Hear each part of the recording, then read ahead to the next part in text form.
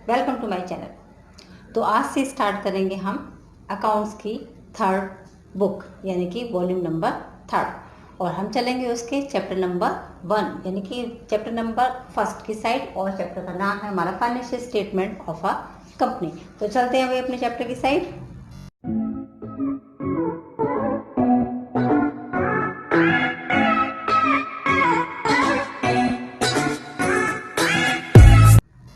तो स्टार्ट करेंगे। ये चैप्टर आपका बहुत कुछ क्या हम कह सकते हैं पूरा थ्योरेटिकल बेसिस है।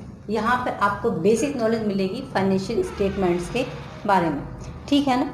लेकिन ऐसा नहीं है कि थ्योरेटिकल बेस है तो फिर ये तो थ्योरी है, बेकार का चैप्टर नहीं है बिल्कुल। 4 मार्क्स में इसका क्वेश्चन आता है और आता कितना बहुत सॉलिड आता है। देखिए फाइनेंशियल स्टेटमेंट हम पहले चलते हैं, मैं अपनी थ्योरी बताता जरा। फाइनेंशियल स्टेटमेंट क्या होती है पहले तो ये देखते हैं। देखो फाइनेंशियल स्टेटमेंट किसी भी कंपनी के वो उसकी फाइनेंशियल पोजीशन को बताते हैं, ठीक है। फाइनेंशियल पोजीशन को बताने वाले जो स्टेटमेंट्स होते हैं वो हमारा फाइनेंशियल स्टेटमेंट। और ये कौन कौन से होते हैं, देखो ये होती है balance sheet, profit and loss account, notes to account और कैश फ्लो स्टेटमेंट्स, राइट। अब बैलेंस शीट हमेशा इसकी जो हमारी फर्म है उसकी पोजीशन बताती है, पोजीशन स्टेटमेंट हो गया, राइट। प्रॉफिट एंड लॉस उसका इनकम बताता है कि वो लॉस में जा रहा है या फिर प्रॉफिट में जा रहा है, इनकम स्टेटमेंट हो गया। नोट्स टू अकाउंट में इन दोनों का डिटेल दिया जाता है, किसका, बैलेंस शीट का और प्रॉफिट एंड लॉस का डिटेल दिया जाता है, पता है सबका, आपको बनाया हुआ है। कैश फ्लो स्टेटमेंट वो इनफ्लो और आउटफ्लो एज पर सेक्शन, ये जो आ जाता है हमारा अकाउंटिंग स्टैंडर्ड 3 के हिसाब से इनफ्लो और आउटफ्लो बताता है कि कितनी इनकम इनफ्लो हुई है और कितनी इनकम आउटफ्लो हो गई है फर्म से, ठीक है। ये हमारे फाइनेंशियल स्टेटमेंट्स होते हैं। अच्छा, तो इसका मतलब क्या हो गया, इसका मतलब अगर हमें फाइनेंशियल स्टेटमेंट का एक छोटा सा अगर हमें डेफिनेशन लिखनी हो तो क्या लिखेंगे हम इसमें, summarised statement of accounting data providing information about profit and financial position of company. ये समराइज्ड होते हैं, है ना। समराइज्ड है कि नहीं, समराइज्ड स्टेटमेंट है जो किसी भी फर्म के हैं, जो हमको इन्फॉर्मेशन देंगे फर्म की कंडीशन कैसी है, उसका प्रॉफिट एंड लॉस कैसा है, बस फाइनेंशियल स्टेटमेंट होगा हमारी किसी भी फर्म की, राइट। इसमें क्या क्या चीज़ें होती हैं भाई, एक तो हिस्टोरिकल डॉक्यूमेंट्स होते हैं, पुराने होते हैं, पुरानों के हिसाब से हम बनाते हैं तो हिस्टोरिकल डॉक्यूमेंट्स होते हैं। हमेशा मनी में ही हम ट्रांजैक्शन करेंगे, राइट। बैलेंस शीट होती है वो फर्म की फाइनेंशियल पोजीशन के बारे में बताती है, क्या बताती है बैलेंस शीट, फर्म की फाइनेंशियल पोजीशन के बारे में। लेकिन profit and loss financial performance के बारे में हमको बता देता है, ठीक है। इस सेक्शन में एज पर सेक्शन 240 ये कंपनीज एक्ट 2013 के हिसाब से है सारा।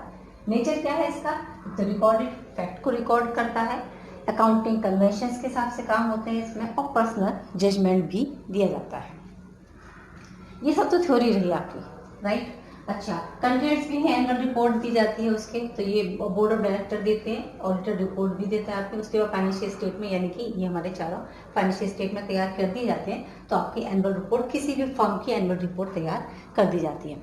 एनुअल रिपोर्ट तैयार करना किसी भी फर्म के लिए बहुत ज़रूरी हो जाता है, क्योंकि उसी से उसके स्टेटमेंट यानी कि उसी से उसकी पोजीशन, उसके प्रॉफिट एंड लॉस के बारे में उसको भी पता चलता है, प्लस आप और दूसरे लोगों को भी बता सकते हैं कि फर्म रियल कंडीशन फर्म की क्या है, ठीक है।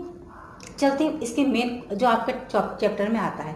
आपके चैप्टर में क्वेश्चन जो आता है वो आपकी बैलेंस शीट का एक परफॉर्मा वर्टिकल फॉर्म में, राइट, वर्टिकल फॉर्म में एक परफॉर्मा, और ऐसे ही प्रॉफिट एंड लॉस का एक परफॉर्मा, वो हम आपको यहाँ बताएंगे। बस जो क्वेश्चन आता है, क्वेश्चन में ये आता है आपके यहाँ, आपको क्वेश्चन दे दिया जाएगा और उसका हेड और सब हेड, यानी वो किस हेड के अंदर और किस सब हेड के अंदर वो जो आइटम दिया हुआ है वो आता है। इस टाइप के आपके क्वेश्चंस 4 मार्क्स में आते हैं। इसका मतलब क्या है, इसका मतलब ये है कि आपको बैलेंस शीट और प्रॉफिट एंड लॉस की बहुत डीप जानकारी होनी चाहिए। इसका मतलब आपको ये चीज़ें आपको पता होनी चाहिए और आपको याद होनी चाहिए, है ना। तो चलते हैं भाई बैलेंस शीट को हम डायरेक्टली अपने पॉइंट पर आ जाते हैं और बैलेंस शीट का परफॉर्मा हम आपको समझा देते हैं। सामने आपके क्या है, बैलेंस शीट का एक परफॉर्मा हमने बनाया है ना। अभी आधा बनाया आधा नहीं बनाया, क्योंकि अभी हम इसको थोड़ा सा डिटेल आपको समझा दें क्या है balance sheet. Part 1 schedule 3 of companies है 2013 के हिसाब से बना हुआ है। वर्टिकल फॉर्म में बनती है, जब हम लोग पढ़ते थे तो हॉरिजॉन्टल बनाते थे, अब आप लोग वर्टिकल फॉर्म में बनाते हैं पर्टिकुलर्स वगैरह इससे। फर्स्ट हमारा हेडिंग आ जाता है equity and liabilities, right. Equity and liabilities में share holder funds, then share application money pending allotment, then non current liabilities, और आ जाता है उसके बाद हमारा करेंट लायबिलिटीज, और फिर आ जाता है टोटल। उसके बाद एसेट्स का आता है, वो अभी हमने नहीं बनाया। अब ये समझोगा आप पहले। क्वेश्चन में आपको जैसे उन्होंने कुछ भी, जैसे माना उन्होंने डिवेंचर्स दे दिए, राइट। अब डिवेंचर्स को आपको किस में लिखना है, लॉन्ग टर्म बोरिंग्स में। तो डिवेंचर्स में लिखेंगे आप main head non current liabilities, सब हेड लॉन्ग टर्म बोरिंग्स। समझ गए? आपको इस तरीके से उसका आंसर देना होगा। अब चलें, अब समझें। इक्विटी एंड लायबिलिटीज में शेयर होल्डर फंड्स आते हैं। शेयर होल्डर फंड्स में share capital, reserve and surplus और money receive against share holder. Simple है। शेयर कैपिटल, शेयर कैपिटल में कौन कौन सी कैपिटल आपको आ जाती है? एक तो ऑथराइज्ड कैपिटल, पढ़िए आपने शेयर कैपिटल, है ना। इशूड कैपिटल, सब्सक्राइब्ड कैपिटल, उसके बाद कॉल्ड अप, है ना, और paid up capital.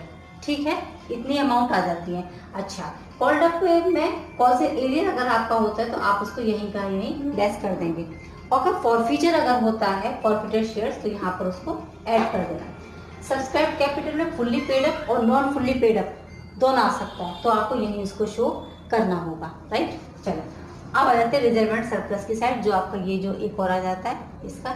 Reserve and surplus में कौन कौन से रिजर्व आ सकते हैं? जैसे capital reserve, capital redemption reserve, security premium reserve, propose additions, profit and loss का डेबिट बैलेंस हो, क्रेडिट बैलेंस हो, revaluation reserve, DRR debenture redemption reserve, WCR workman compensation reserve, IFR investment fluctuation reserve, और subsidy reserve. इतने reserves तकरीबन इसमें आ सकते हैं। ठीक है, इसलिए हमने आपको एक जगह बता दी कि आप इसका स्क्रीनशॉट ले सकते हैं और इसको एक जगह लिख सकते हैं, तो आपको इजी हो जाएगा, राइट। चलते हैं करंट लायबिलिटीज के साथ। तो करंट लायबिलिटीज कौन सी होती है? वो लायबिलिटीज जिसको हम एक ऑपरेटिंग साइकिल के अंदर विद इन 12 मंथ्स हमको उसे फुलफिल करना होता है, that is called current liabilities. जैसे bills payables, creditors, advance payment, calls in advance, unclaim dividend, provisions for taxation, propose dividend, provident fund, provision for pension and insurance, contingent liabilities also. Contingent liability कौन सी liability होती है? जो अभी नहीं है लेकिन इन फ्यूचर हो सकती हैं, डाउटफुल होती हैं। ठीक है, कंटीजेंट लायबिलिटी में भी अभी हम डिटेल और बताने वाले हैं इसके भी, कंटीजेंट लायबिलिटी का कुछ और चीज़ें बताते हैं। जैसे प्रोविजंस होते हैं, प्रोविजन भी क्या होते हैं? ये आप रिजर्व का नाम दे सकते हैं, लेकिन प्रोविजन को हमें आगे जा करके कभी कभी प्रोविजन, क्योंकि जैसे प्रोविजन फॉर डेप्रिसिएशन होता है तो वो लॉस के रूप में भी आ जाता है हमारे सामने, और कभी कभी ऐसा होता है कि हमारे लिए हमारे पास एक अमाउंट भी इकट्ठा हो जाता है। ठीक है, ये सर्टेन नहीं होते हैं, इसलिए। चलते अब बताएं हम आपको कि कंटीजेंट लायबिलिटी में और कौन सी लायबिलिटीज आ सकती हैं जो आपको एग्जाम टाइम पे मिल सकती हैं कि वो कंटीजेंट लायबिलिटी है। कभी कभी समझ नहीं आता कि हाँ ये कंटीजेंट लायबिलिटी है, तो कुछ चीज़ें लिख लें तो समझ में आ जाती है, राइट। अब चलें आपको कंटीजेंट लायबिलिटी बताएं, और उसके बाद हम आपका हमारा रह गया भी नॉन करेंट लायबिलिटीज, तो कुछ नॉन करेंट लायबिलिटीज का भी आपको बता दें आइटम। चलते हैं साइड।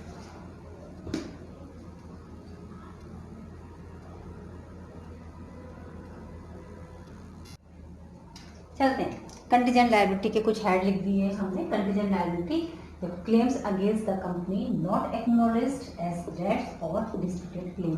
जब पता नहीं चलता है ना कि कोई भी जो ये क्लेम हो रहा है कंपनी के अगेंस्ट में, जो डेट्स के लिए है या कुछ और के लिए, तो उसे कंटीजेंट मान लिया जाता है। कंटीजेंट लायबिलिटी है भाई, पेमेंट तो करनी पड़ेगी, लायबिलिटी हो गई हमारी।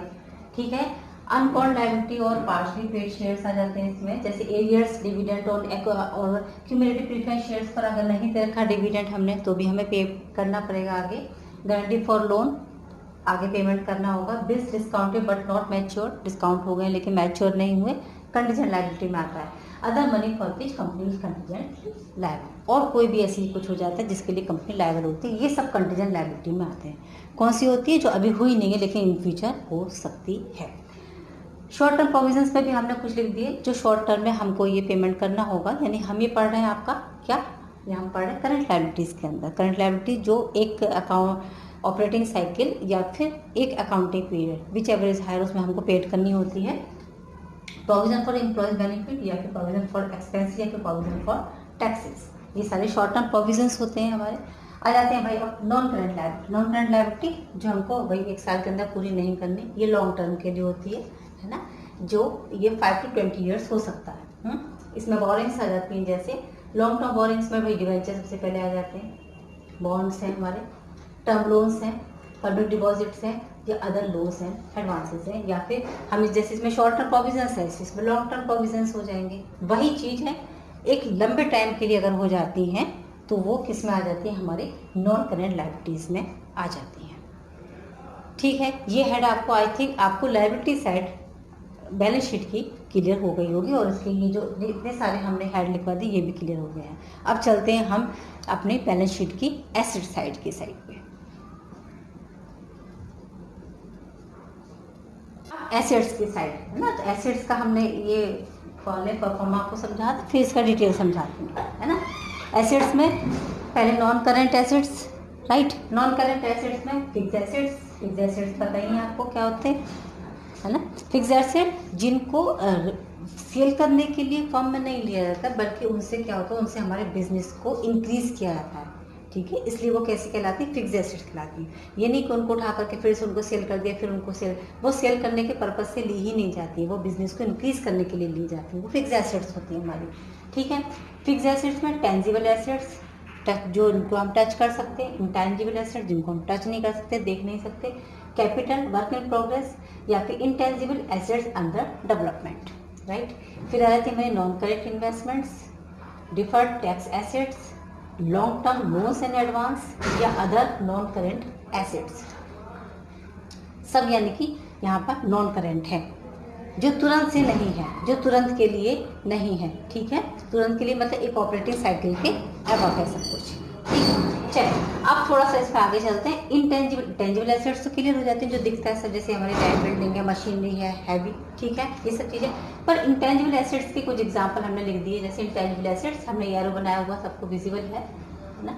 इंटेंजिबल एसेट जैसे goodwill, trademark, patents, mining rights, है ना, या फिर फॉर्मूले होते हैं हमारे, फ्रेंचाइजी होती है हमारी, मॉडल्स हैं, लाइसेंस है, फ्रेंचाइजी है, ये सब हमारे क्या है, ये हमारी एसेट्स हैं, इनको हम सेल नहीं करते हैं, ये तो इसी से तो हमारी फर्म की ग्रोथ होती है, इसलिए ये हमारी क्या हो जाती है, हमारी इंटेंजिबल एसेट्स हो जाती है। यहाँ में एक अमोर्टाइजेशन वर्ड लिखा होगा, इसमें अगर जैसे डेप्रिसिएशन होता है ना, डेप्रिसिएशन अगर टेंजिबल एसेट्स में है जो दिख रही हैं तो उसे डेप्रिसिएशन कहा जाता है, यानी कि वैल्यू का डाउन होना।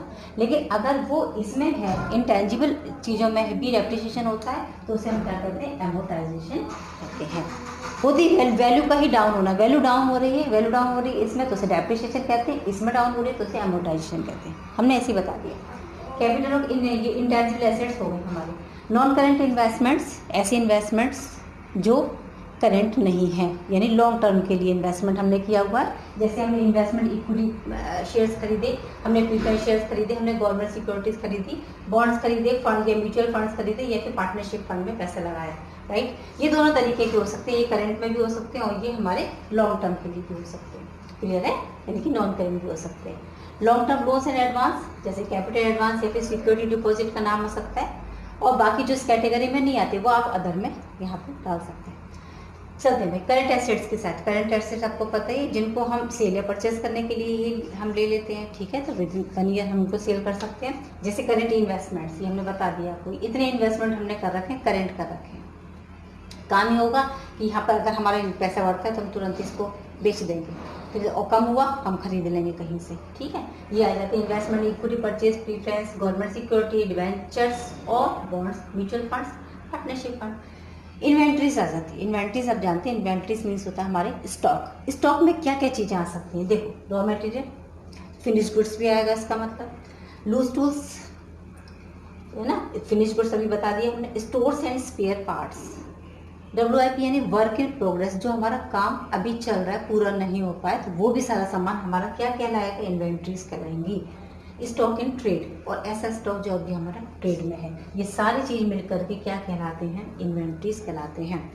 ट्रेड रिसीवेबल, ट्रेड रिसीवेबल में दोनों आएंगे, डिवेंचर्स भी आएंगे और बिल्स रिसीवेबल भी आएंगे। तो डिवेंचर्स में आप प्रोविजन भी लगाएंगे यहाँ पर।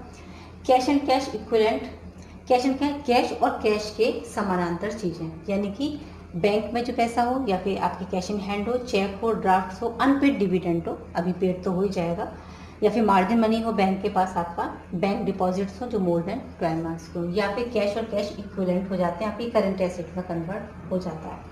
और क्या आएगा, अदर करंट एसेट्स भी आ सकती है। ये short term loans and advance अगर हमने ले रखा है तो भी आएगा इसमें। अदर करंट एसेट जरूर आ जाती है। अदर करंट एसेट्स में जो इस कैटेगरी में नहीं आएगी तो कौन सी चीज़ इसका मतलब, जैसे कि हमारे prepaid expenses, accrued income, dividend receivable और एडवांस टैक्सेस, ये हमारे आते हैं अदर करंट एसेट्स में। ठीक है, आप इसका स्क्रीनशॉट ले सकते हैं बच्चे और आप इसको अच्छे से समझ सकते हैं। 2, 3, 4 बार पढ़ेंगे तो आपको चीज़ें हेड और सब हेड के हिसाब से क्लियर होती जाएंगी।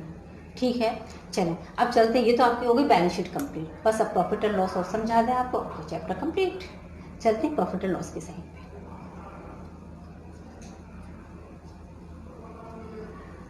करते हैं बस, अब आते हैं हम अपने प्रॉफिट एंड लॉस की side. Profit and loss, statement of profit and loss account prescribed in part 2 of schedule 3 of companies act 2013, इसके हिसाब से। ठीक है, ज़्यादातर जो आपके यहाँ आता है वो बैलेंस शीट के ही हेड और सब हेड पूछे जाते हैं, इसका बहुत कम आता है, लेकिन फिर भी आपको पता होना चाहिए। तो प्रेस्क्राइब फॉर्म में हमारी प्रॉफिट एंड लॉस अकाउंट कैसे बनेगा, वर्टिकल फॉर्म में। First one, revenue from operations, right, other income. Then इसको अगर हम जब हम टोटल कर देंगे इन फर्स्ट प्लस 2 को तो ये थर्ड बन जाएगा जो आ जाएगा। उसके बाद एक्सपेंसेस आ जाते हैं, cost of material consume, purchase of stock in trade, change in inventories of finished goods, WIP यानी कि working in progress and stock in trade, employees benefit expenses, finance cost, depreciation और amortisation expenses of other expenses. इसको income में से less कर दिया जाता है तब हमारा प्रॉफिट कैलकुलेट हो जाता है। उसमें से टैक्स लेस कर देते हैं तो प्रॉफिट आफ्टर टैक्स आ जाता है। ठीक है, इसको डिटेल में अगर हम करने बैठते हैं तो रिवेन्यू फ्रॉम ऑपरेशंस का क्या मतलब होता है। देखो, रिवेन्यू फ्रॉम ऑपरेशंस मतलब जिस चीज़ का हमारा बिजनेस है उससे रिलेटेड रिवेन्यूज अगर आ रहे हैं तो वो रिवेन्यू फ्रॉम ऑपरेशंस में आएंगे। उससे रिलेटेड सेल हो रही है या फिर सेल्स रिटर्न है या फिर हम इसके स्क्रैप को सेल कर रहे हैं सारा, ठीक है, तो ये आ गया रिवेन्यू फ्रॉम ऑपरेशन को। अगर हम देखते तो हमें ये लिखा हुआ सेल्स में से सेल्स रिटर्न लेस कर देंगे या फिर हमारा सेल ऑफ स्क्रैप भी होगा तो फिर वो रिवेन्यू फ्रॉम ऑपरेशंस इस हेड के अंदर जाएगा। समझ गए। अदर इनकम में इसके अलावा रिवेन्यू फ्रॉम ऑपरेशन के अलावा जो इनकम होगी वो अदर इनकम में डाल दी जाएगी। जैसे कौन सी इनकम हो सकती है, ये वो इनकम है, ये सारी वो इनकम हमने नोट की हुई है यहाँ पे। देखो, जैसे gain on sale of fixed assets, ठीक है, अगर लॉस है तो वो यहाँ आ जाएगा, हमारे एक्सपेंसेस में आ जाएगा। Gain on sale of fixed assets, expenses, excess provision return back, ज़्यादा प्रोविजन कर लिया था वापस आ गया, इनकम हो गई हमारी। बैड डेट्स रिकवर्ड हो गए, या फिर इंटरेस्ट अर्न और फिक्स्ड डिपॉजिट पर हमको इंटरेस्ट अर्न हो गया है, डिविडेंड अर्न हुआ है। ठीक है, तो इस टाइप की जो इनकम होती हैं जो हमारे बिजनेस की इनकम से अलग होती है वो हमारे अदर इनकम के हेड में जाएगी। राइट, चलते हैं एक्सपेंसेस की साइड। एक्सपेंसेस जैसे कॉस्ट ऑफ मटेरियल कंज्यूम्ड, जितना मटेरियल कंज्यूम्ड हुआ है यानी इसमें ओपनिंग स्टॉक प्लस जो परचेजेस हुई हो आपकी वो है ना, और माइनस क्लोजिंग स्टॉक लेस कर देंगे तो हमारा मटेरियल कंज्यूम्ड कैलकुलेट हो जाएगा। और purchase of stock in trade, जितना परचेज किया हो स्टॉक को वो इसमें आएगा। Change in inventories of finish goods, finish goods की इन्वेंटरीज में से जो चेंजेस हुए, closing stock minus opening stock. Right, work in progress, कितना इस टाइम पे काम चल रहा है, ठीक है, जब हम अपना अकाउंट क्लोज करते हैं। Stock in trade, employ benefit expenses, अपने एम्प्लॉयज़ को बेनिफिट देने के लिए उनके लिए हम जो खर्चा करते हैं जैसे पेंशन है, ग्रेच्युटी है ना, या आफ्टर पेंशन हम उनको कोई भी किसी तरीके की फैसिलिटीज दे रहे हैं, एजुकेशन अलाउंसेस दे रहे हैं, HRA दे रहे हैं, वो सारे खर्चे हमारे इसमें आ जाते हैं जो हम अपने एम्प्लॉयज़ के लिए करते हैं।